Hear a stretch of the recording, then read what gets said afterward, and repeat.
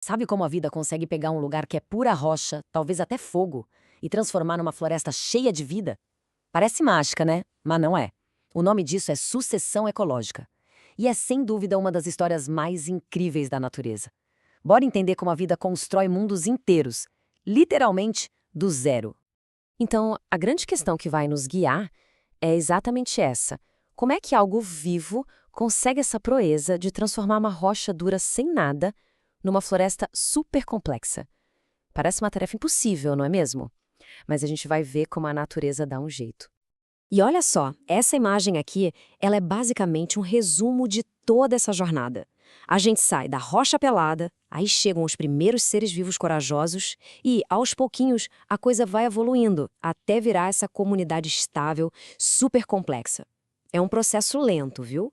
Magnífico, mas que pode levar séculos, até milênios. Ok, então por onde a gente começa? Vamos voltar lá para o início de tudo, para o marco zero mesmo, e ver o nascimento desse ecossistema, passo a passo. Beleza, mas o que é essa tal de sucessão ecológica, afinal? Pensa assim, é tipo uma corrida de revezamento da natureza. Uma comunidade de seres vivos chega, prepara o terreno e aí passa o bastão para a próxima. E assim vai, uma substituindo a outra, até chegar num ponto de equilíbrio, um ecossistema maduro e estável. É isso que a gente chama de clímax. E essa história, claro, tem seus capítulos, suas fases. Para a gente entender direitinho, vamos dividir essa evolução nos seus estágios principais. Assim a gente descobre quem são os personagens mais importantes em cada momento. Basicamente, são três grandes fases nessa jornada. A primeira é a comunidade pioneira, essa é a galera que chega primeiro. Depois vem a comunidade série, que são as etapas do meio, o desenvolvimento. E por último, a gente chega na comunidade clímax, que é o grande finale, o estágio estável. E falando nos primeiros a chegar, são as espécies pioneiras. Pensa nesses seres como os verdadeiros engenheiros do ecossistema. Líquens e musgos, por exemplo, eles são super resistentes, né? Eles se agarram na rocha pura, soltam os ácidos que começam a quebrar essa rocha e quando morrem, eles mesmos viram a primeiríssima camada de solo. São os heróis anônimos que preparam o terreno para tudo que vem depois. Ok? Com o solo ali prontinho, preparado pelos pioneiros, a gente entra na próxima fase, a série. Agora o jogo muda. O ambiente já consegue aguentar plantas maiores, tipo grama, alguns arbustos. A competição por luz, por nutrientes, começa a ficar séria. E o ecossistema vai ficando cada vez mais complexo. É uma onda de mudança atrás da outra. Uma comunidade abrindo caminho para que a outra possa vir. E aí, depois de toda essa construção, a gente chega no auge, no ápice da jornada. A comunidade clímax. Imagina uma floresta antiga, daquelas bem densas, majestosas. A biodiversidade aqui é absurda. As relações entre as espécies são super complexas e o sistema todo se mantém sozinho, sabe? É o ponto máximo de estabilidade, de resiliência. É tipo uma metrópole da natureza funcionando a todo vapor.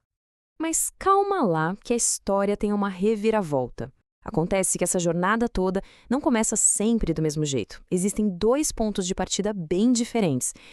E olha, a diferença entre eles muda completamente o jogo. É só olhar para ver como a diferença é gigante. De um lado, a gente tem a sucessão primária. Isso é começar do zero absoluto numa ilha vulcânica que acabou de surgir, por exemplo. Não tem solo, não tem vida, não tem nada. É construído nada mesmo. Do outro lado, a gente tem a sucessão secundária. Aqui a vida está recomeçando depois de alguma coisa, tipo um incêndio numa floresta. E qual é a grande vantagem? O solo já está lá. E isso, nossa, isso acelera o processo de um jeito incrível. Então, para resumir, o ponto-chave é esse. A sucessão primária é super lenta, porque ela tem que criar o solo do zero. Já a secundária é bem mais rápida. Por quê? Porque já tem solo e muitas vezes algumas sementes, algumas raízes sobreviveram ali, prontas para recomeçar. Isso faz a vida voltar com tudo muito mais rápido. Mas o que dá combustível para todo esse crescimento? Para a gente entender isso, a gente tem que olhar para a economia do ecossistema. É isso mesmo, a energia.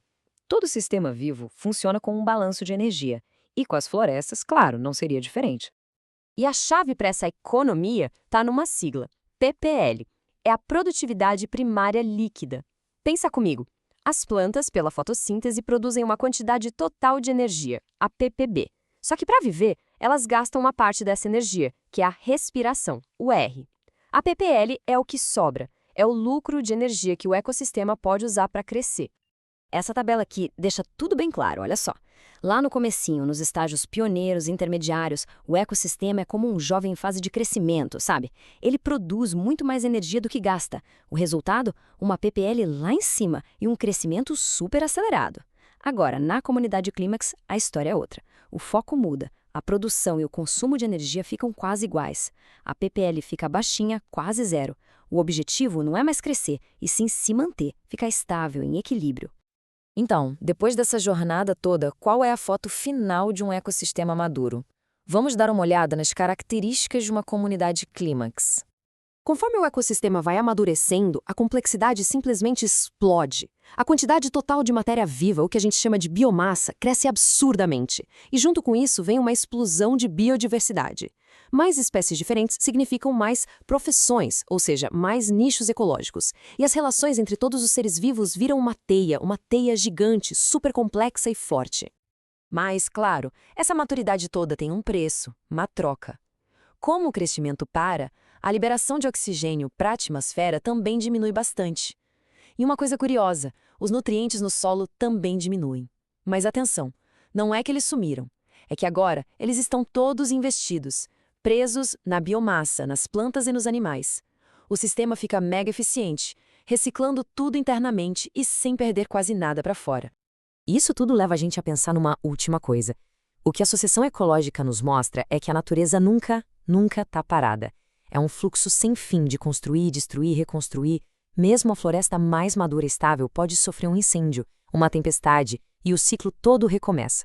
Então a pergunta que fica no ar é: se a própria essência de um ecossistema é estar sempre mudando, será que ele pode algum dia ser considerado pronto, terminado?